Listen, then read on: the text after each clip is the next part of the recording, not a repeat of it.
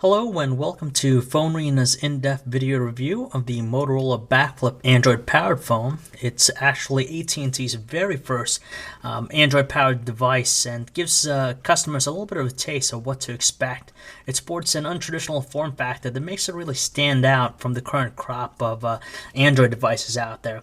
We'll take a look in this in-depth review and see if it has what it takes to provide a seamless experience for AT&T customers. Now, at first glance, when you look at the Motorola BACKFLIP, it may look like your typical slate or candy bar form factor.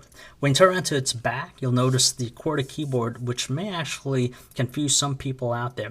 In order to open it up and use it, you have to perform an actual backflip to get the QWERTY keyboard to a position where you could use it.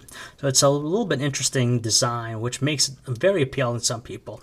As far as construction goes, they use this silver-like metallic feeling material for mostly the device, which feels really good in the hand. And of course, the black color of the QWERTY keyboard and also the touchscreen does accent really well. As far as construction, though, it feels very good in the hand. Workmanship feels solid. Even in the hinge, you have a sense of durability with it. So we definitely like the overall feel and look of the device. It's not too heavy, and again, just sports an untraditional form factor that we really rarely see out there. We were really content with the performance of the touchscreen, which is actually 3.1 inch in size, has a resolution of 320 by 480, and support for up to 262,000 colors. It's quite responsive, texts are very legible, and colors had a really good tone to it, so it's very vivid and crisp. No issues with the viewing angles. We had a good time seeing it also in outdoor conditions, except in direct sunlight where you actually have to shield the device from the sun. Right below that, you have your touch sensitive buttons, the menu, the home, and also back key. Again, it's also very responsive. We really didn't have any issues with it.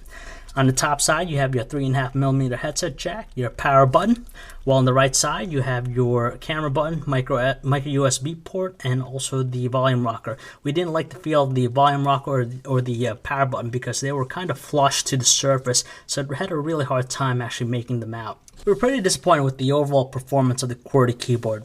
As you can see, it's made out of this just single piece of plastic-like material, which does a great job of being durable and rugged, again, because it's always in contact with the surfaces, but it lacks any responsive or tactile feel with the buttons. Buttons, again, are separated with these notches to the surface, so you could kind of make them out. Backlighting is pretty good, so you won't have any issues when looking at it in the dark. And also, you'll find in the corner the 5-megapixel camera with LED flash. Right behind the touchscreen, you have this trackpad, which gives users an alternative way of navigating on the device. It works pretty good, very responsive, and works really good when you're navigating a web page, but we still mostly rely using the actual touchscreen. When you remove the back cover, it gives you access to a couple stuff here, the speaker, the battery, SIM card slot, and it comes pre-installed with the 2GB micro SD card, which should be more than adequate for all your multimedia needs. The Motorola BACKFLIP offers users a customized Android experience right out of the gates, similar to what we've seen with the Motorola Click and the Devour. motoBlur integrates a lot of the social networking aspects right on the screen, meaning that, for example, if you want to read the news, instead of running a separate application, it opens up a window on the home screen to allow you to read it, so no need to launch a separate thing. Another thing that we noticed with the BACKFLIP is that it uses Yahoo's search engine as its default and only option for there. You can't change it to Google or something else, so you're stuck with it. In addition, we also find a lot of the AT&T applications right on the device. For example, the AT&T Navigator, AT&T Maps, AT&T Music. All these applications are on the device right out from the start, and you can't delete them. It may seem like a little bit clutter, but it really didn't hinder the overall experience. It gives AT&T customers a small taste in what to expect with Android. The Motorola BACKFLIP is powered by Android 1.5, and you'll find the same exact on-screen keyboard on here. It works really well. As you begin typing, it'll give you some predictive text options. It does run pretty smooth, but when there are a lot of processes running in the background, you have a tendency of seeing some lag or slowdown. When you turn it to the side to landscape mode, you get a larger size on-screen QWERTY keyboard, which makes it a little bit more tolerable. Web browsing on the BACKFLIP is an enjoyable experience. When you're scrolling, you'll notice a slight lag or choppy look to it, but it doesn't really hinder from the overall experience. When you click the bottom right icon, it gives you a page overview so you can see the entire site and move around the window to a specific spot to zoom in. It does render page is pretty quick on AT&T's network, and we're again happy with the overall experience with it. Users will find the stock Android music player on the device. It might not be the flashes of interfaces out there, but it works relatively well. As you can see, it gives you some information such as the album cover, the artist, the song title, and some on-screen functions. As far as sound quality goes from the speakerphone, it works pretty good up until you have it set in the highest setting where it begins to crackle at that point. The backflip really didn't have any problems playing any of the videos that we had.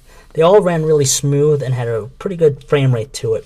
There was no instances of any lag or choppy look, and audio from the speakerphone was on par, unless you had it again on the highest setting.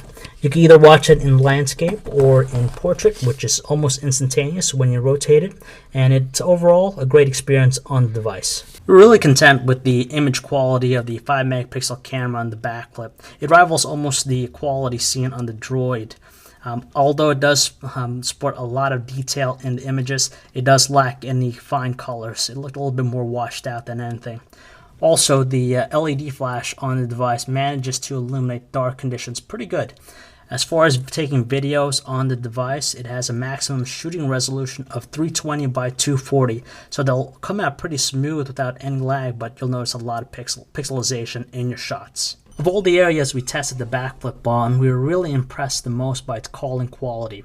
Not only were voices distinct and clear, but there was no background noise or static to really hinder the experience. At the same time, when using the speakerphone, we were thoroughly pleased with its sound output and volume quality settings. When it came to battery life, we managed to get approximately almost 2 working days out of the device before requiring a charge. Finally, talk time, we managed to get 8 hours when the manufacturer's rating has it approximately for 6. So it does a good job as far as battery life is concerned. The backflip makes a low-key entrance into AT&T's lineup, which is rather surprising when you consider it being the very first Android phone for AT&T. Now, the biggest thing that will attract people to this device is its untraditional form factor and how you open up the device to expose the QWERTY keyboard. You do get the Android customized experience with motoBlur, which gives, again, AT&T customers their first taste of the platform.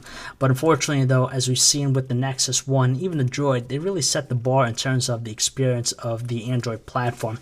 In the end, the backflip kind of reminds us of how T-Mobile G1 came out with T-Mobile not too long ago. It does finally bring Android to the game with the backflip for AT&T, but it does make people wonder what else is out there. If you'd like to learn more about this handset or anything else for all the latest cell phone reviews, news, specs, and information, you could check us out at phonearena.com.